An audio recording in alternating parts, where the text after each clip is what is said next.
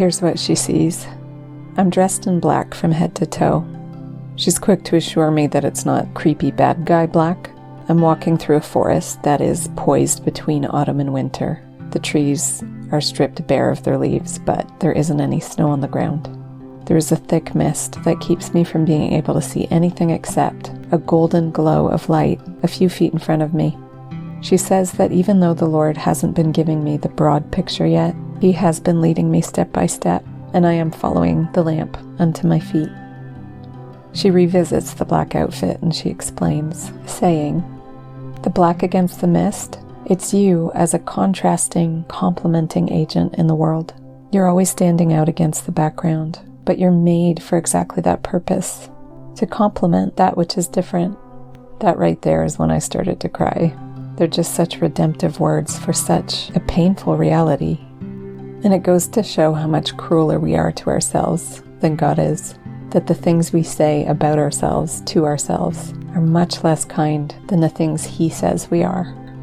Complimenting, it's just not a word I would have used to sum up a lifelong pattern of seeing things differently than the group I'm in, of the internal battle that goes on, of me feeling very compelled to speak it out, but knowing it'll be really uncomfortable, and it will work in awkwardness where there wasn't awkwardness before. A little bit of tension here and there, a little bit of distance growing between me and them, sometimes all-out loss. It's usually kind of a mess. That seems to be the way it is with prophetic voices. There isn't anything prophetic about calling out something the crowd is already chanting. It's about hearing a pure note in the middle of the discordant thrum and calling that out instead. So contrasting, yes, that I accept. But complimenting, that one's harder. But I do hear an invitation in this word to see it like He sees it, to see me like He sees me.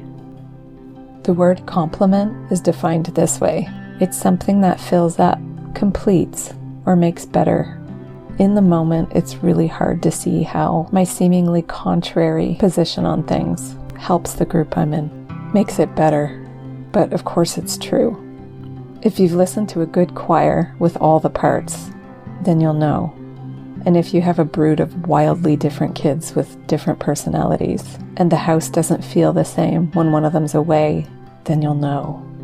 And if you've read what Paul says about body parts and building stones, then you'll know. So, yet again, I find myself there in the white mist, standing in stark contrast in my black clothing.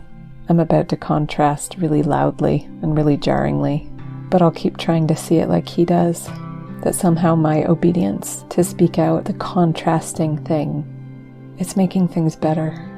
And this is for all of you who are dressed in black with me in the white mist, not able to see far enough ahead into the fog to see how it's all going to shake out, but just moving forward one step at a time, speaking out the contrasting things, plucking out the pure note that we know is true in the middle of a lot of noise. Believe Him when He says that you are a complement to the voices around you. You are making things better. If you want to interact with any of these episodes, if the Lord has spoken to you about similar things, then I really want to hear about it.